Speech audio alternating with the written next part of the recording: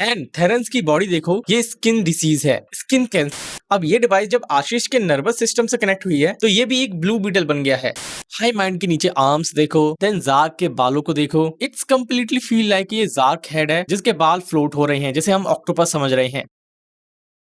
Hey guys, mister superlight is here. एकाकी chapter 5 ने काफी वेट करा लिया। एपिसोड 5 ने सारे डाउट्स क्लियर कर दिए और सीजन 2 के लिए सॉलिड हाइप बिल्ड किया है। एकाकी के 4 एपिसोड तक मैं लिटरली इतना एक्साइटेड नहीं था, लेकिन एपिसोड 5 ने मैन ही कुक्ड। ऑनेस्टली किसी ने एक्सपेक्ट नहीं किया था कि आशीष इतना बियॉन्ड सोच लेगा। तो इससे पहले मैंने आपको बताया था कि आशीष ने खुद हिंट दिया था ये सब कुछ एलियन और एस्टेरॉइड से कनेक्टेड है, और ये डिटेल मैंने इस वीडियो में कवर की थी। एक एस्टेरॉइड अर्थ पर गिरा था तब जब डायनासोर्स अर्थ की बैंड बजा रहे थे। आज से 66 मिलियन साल पहले जो एस्टेरॉइड अर्थ से टकराया था उसे बोला जाता है चिक्सलव, एंड अकॉर्डिंग टू एकाकी वो मीटेरॉइड बायरो था। अब बायरो एक रेमेडल क्रिस्टल था जिससे थेरेंस को हुई डिसीज को क्योर किया जा सकता था। Who is Terence? अब जो एलियन अर्थ पर आया था बायरो को एक्सट्रैक्ट करने, वो ये बताता है कि हम जहाँ से आते हैं वो प्लेनेट है थेरा, और हमारी स्पीसीज को बोला जाता है थेरेंस। अब एलियंस का जो ये प्लेनेट था थेरा, वो अर्थ की तरह काफी रिसोर्सेज अपने आप में रखता था। इस प्लेनेट पर जो विजुअल्स दिखाए गए हैं उन्हें देखकर तो ऐसा ही लग रहा है इनका प्लेनेट अर्थ की तरह ही है, लेकिन ह्यूमंस की तरह ये भी एवोल्यूशनरी हैं। तो ये एलियन सिविलाइजेशन यानी थेरेंस जब अपनी टेक्नोलॉजिकल एडवांसमेंट के पीक पर थे, तब अनकंट्रोल्ड एक्सपेंशन और रिसोर्स एक्सप्लोरेशन की वजह से इन्होंने अपनी ही प्लेनेट थेरा को सिस्टमैटिकली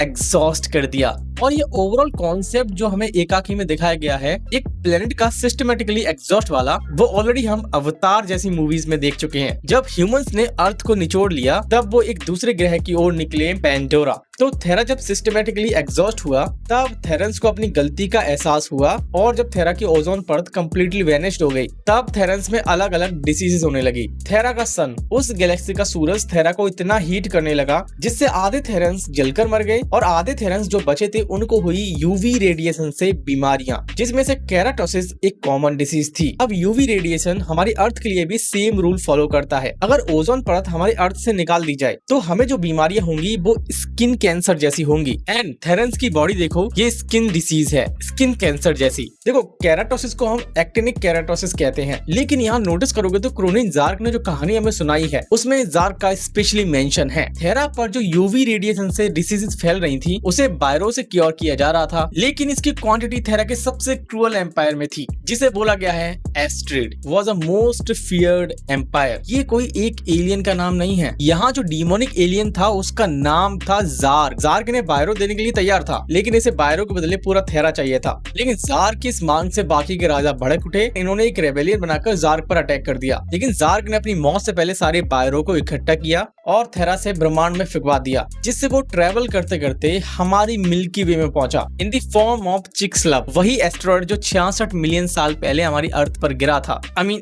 वाओ, क्या पॉइंट कनेक्ट किया है। कुछ लोग का चैप्टर 1 याद नहीं आ रहा। ये मेरे जैसा दिखने वाला एक बंदा है। नाउ एक चीज जिसके बारे में मैं स्पेशली बात करना चाहूंगा, ये एलियन जो अर्थ पर आया है उसका नाम है क्रोनिन जार्क, एंड प्रोबेबली जो एलियन यहाँ खड़ा है क्रोनिन जार्क, वो जार्क फैमिली का है जिसका एम्पायर थेरा के अंडरग्राउंड में था। उस टाइम यूवी रेडिएशन की वजह से सभी अंडरग्राउंड में चले गए थे एंड नीचे भी अपने अपने एम्पायर स्टैब्लिश कर लिए थे। अब थेरा पर बायरो की काफी ज्यादा नीड है, काफी एलियंस मर रहे हैं डिसीज से, एंड यहाँ पर एम्पायर्स अलग अलग हैं जैसा कि हमारी अर्थ पर होते थे किंग्स की एरा में। एंड अगर तुम थेरा की स्पेलिंग भी देखोगे तो ये वर्ड भी अर्थ के वर्ड से बना है, इसलिए जो थिंग्स अर्थ पर हैं वो सेम थेरा पर भी हैं। लेकिन अगर तुम ध्यान दोगे इस स्पेसशिप के अंदर इस बिग क्यूब में एक हेड फ्लोट हो रहा है जिसे हाई माइंड बोला गया है, जिससे सभी कनेक्टेड थे, जो दिखने में ऑक्टोपस जैसा है। व्हाट इफ ये हाई माइंड कुछ और नहीं बल्कि जार्क का हेड हो, वही हेड जो थेरेंस ने यहाँ काटा था। हाई माइंड के नीचे आर्म्स देखो, देन जार्क के बालों को देखो, इट्स कम्प्लीटली फील लाइक ये जार्क हेड है जिसके बाल फ्लोट हो रहे हैं, जैसे हम ऑक्टोपस समझ रहे हैं। I mean high mind. अब इतने सालों तक ये सेफ कैसे है, एलियंस की लाइफ कितनी है, इसके बारे में मैं कुछ नहीं बोल सकता बिकॉज एलियन अपने आप में ही एडवांस है। What do you think guys? Let me know in the comments down below. Astrid empire जो बर्बाद हो गया था उसके बाउंस बैक के लिए जो जार्क फैमिली है वो इस बायरो की खोज में निकली थी जिससे ये अगेन थेरा को कॉन्कर करेगा, एंड यही माइंडसेट था क्रोनिन जार्क का।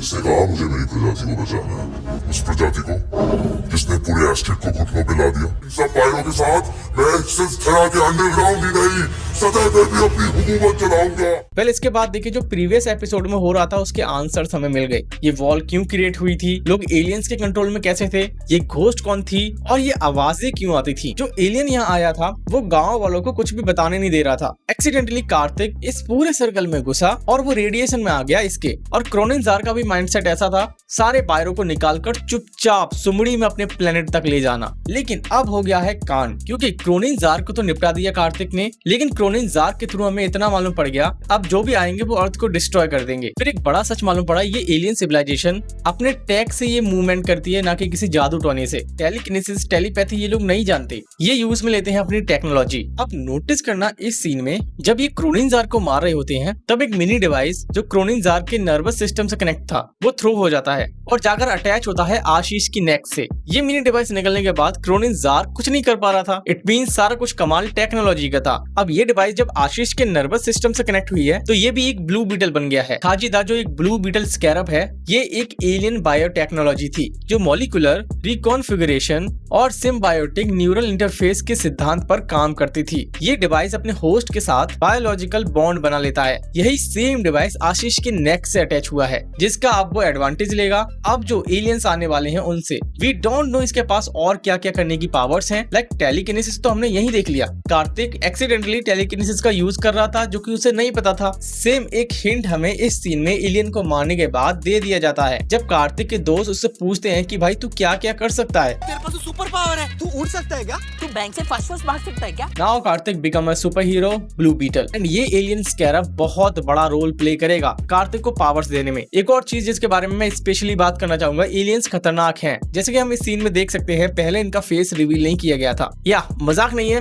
रियल एलियन था। और यहाँ हमें इनकी वीकनेस के बारे में भी पता चल गया। अगर इनसे ये डिवाइस डिस्कनेक्ट कर दिया जाए तो इन बेन स्टोको को इजीली हराया जा सकता है। एंडिंग में जैसा कि हमने देखा कार्तिक को विजन्स आते हैं एंड इस विजन का रीजन था यही स्कैरब, क्योंकि इसमें फ्रीक्वेंसीज होंगी, एलियन टैग जो है, तो ये स्कैरब दिखा रहा है एलियंस आ रहे हैं। एक वार्म होल हमें दिखाया जाता है जिसके थ्रू वो मिल्की वे में आएंगे एंड अकेले नहीं पूरी टोली के साथ। थेरा को हम देख सकते हैं पूरा बर्बाद हुआ पड़ा है एंड शॉक्ड मत होना अगर ये अर्थ को डिस्ट्रॉय करने नहीं बल्कि अर्थ को कॉन्करर करने आ रहे हैं, बिकॉज एपिसोड 5 का नाम ही है दी कॉन्करर। एज वेल एज ये सीन एक पोस्ट केस सीन था। सीजन 2 में अब जो होने वाला है वो सीजन 1 से और थोड़ा डार्क जाने वाला है। एपिसोड 5 का पोस्ट केस सीन, ऐसा पोस्ट केस सीन मैं मार्वल से एक्सपेक्ट करता हूँ, बट मैन एक इंडियन यूट्यूबर ऐसा कुछ बनाकर हमें देगा ये मैंने एक्सपेक्ट नहीं किया था। वेल गाइस, और वीडियोस चाहिए इस पर तो कमेंट में बताना। Till then, this is your personal nerd wrapping up for now and see you soon in the next one.